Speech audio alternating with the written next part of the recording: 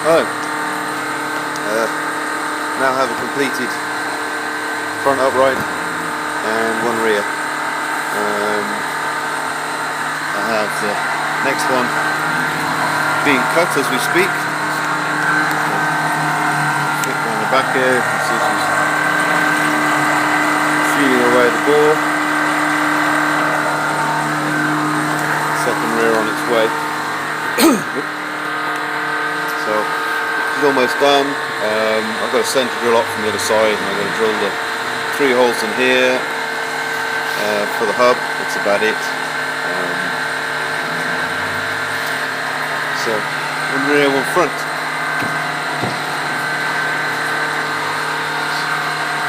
Nicely done. So really happy with that at the moment, and that's so over-engineered and strong that it'll take just about anything. I've now finally got my bend back scissor lift, so finally get the use of my only 6-inch pit in the garage, so she now collapses away. I've ordered a sheet of 1/4 inch thick aluminum plate to go on the top, and then I'll mount some points on it that will slide into what's basically these grooves here. These grooves are normally you mount these long plates in with those studs, and at the end of the plate you'll mount what will normally be a rubber footing to go in the jacking points of your normal car, which I can still use if I need to lift the truck. My truck's about 5,500 pounds. This actually has a weight limit of 6,000 pounds, so technically it'll still lift up my my GMC. But obviously with a flat pan floor car, it's just as nice and easy to have a completely flat aluminum sheet on top. I'll probably lay a piece of rubber on it just to give it extra traction. And then drive on, hit the button, I'm going to lift the whole thing up. We've got a concrete cutting guy coming around to cut me a new window in our basement. Next time he's going to cut me a 1-inch groove in the concrete over to here, and then the pump, which at the moment is on its own little frame, the pump I'll mount on the wall, so it'll be permanently fixed, and then I'll put a little 1-inch cover over the top of the hydraulic pipe, stop it from getting dusty. So pit done, pipe done, uprights on the way. On the wheel front, I've realised now that OZ do a Superleggera 2 and Superleggera 3 forged wheel, obviously monoblock forged, for the Z06. So I might actually go for an OZ wheel in comparison to a CCW wheel from Florida. I do like the OZ seems to me, but single piece forging, so you know, still strong, and they are really quite lightweight. So I think the rears are about 22 pounds and the fronts are like 18 or 19 pounds in weight. So that's going to be the track wheels, and obviously got to throw some Hoosiers on those. DOT legal Hoosiers, but they're very limited lifespan, very much like the BFG track radials, drag radials, sorry. So technically I'll just throw them on at the track to have some fun, and then throw these back on the way home. So yeah, it's kind of progressive stuff at the moment. Need to get the billet machining done.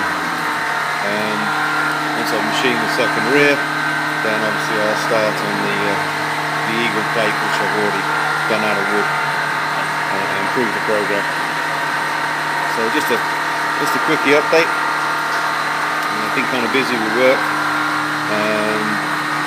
I want to get the car pretty much ready and rolling on the new suspension geometry with the wishbones and everything else on the rear pretty soon.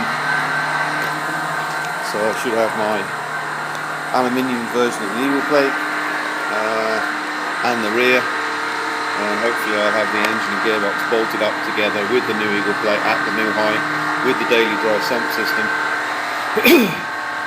Hopefully before next time I come back. Here's the original position of the diffuser, just to make it so you can see how long it is. But as was discussed before, that rate's probably too high. But I can get a 9 or 8.5 to 9 degree diffuser angle, which is virtually that height, about a half an inch or so lower. But it goes from here, instead of ending at the eagle plate, it'll now go all the way forward, and it'll start basically the end of the rear bulkhead and fuel tank area.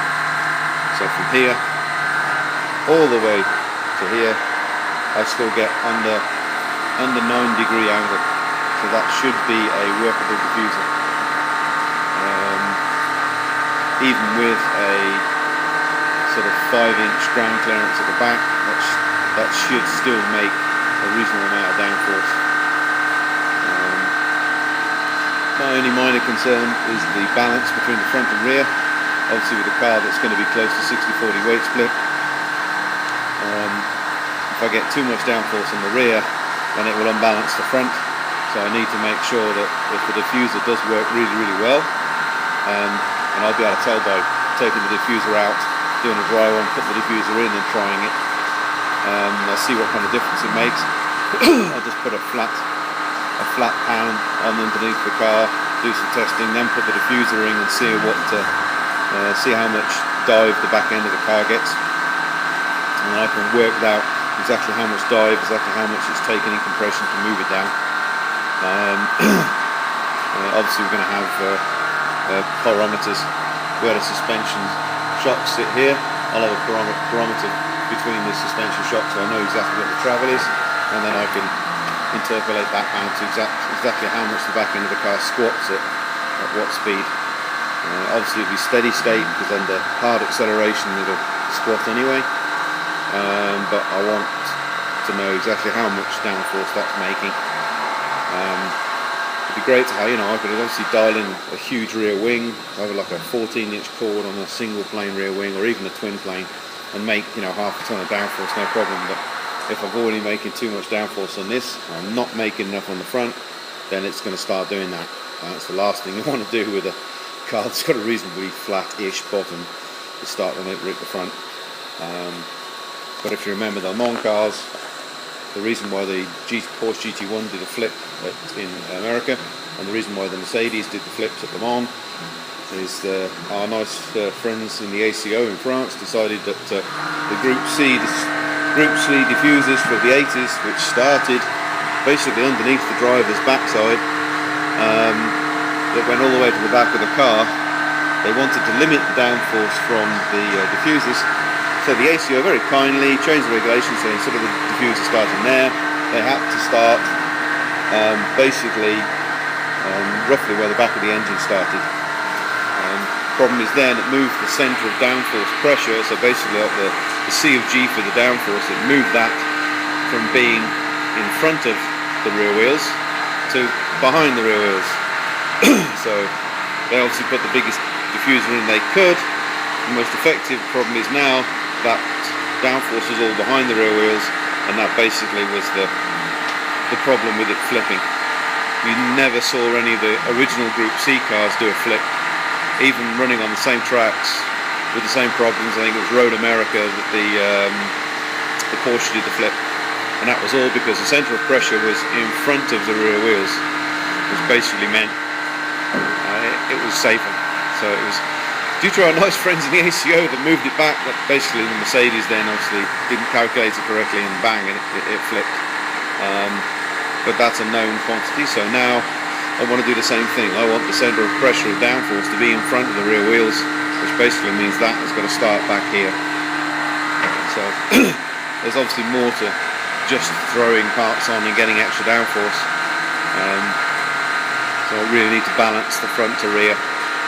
But I say I can do that by the data logging and the suspension parameters to make sure that we're not we're not getting too much front attitude. I don't mind if it's a little bit too much downforce on the front. I can dial that easily back down to flat by adding more downforce on the top rear wing. It's easy to dial that out. It's not so easy to dial the front down. So canard fins or dive planes on the front, okay, that'll suit it to a point. I'm going to try and redesign the front end so that it actually creates a little bit more downforce on its own, so there's a little bit more attitude in the front in the front midsection. This section here technically is going to be down pointed a bit further. I'm going to lift it up a little bit, and that actually creates a little bit of more downforce on its own, just physical pressure. Plus I've got a couple other sneaky ideas that I've seen that might make some good sense. So there you go, just a little update, and I'll speak to you soon.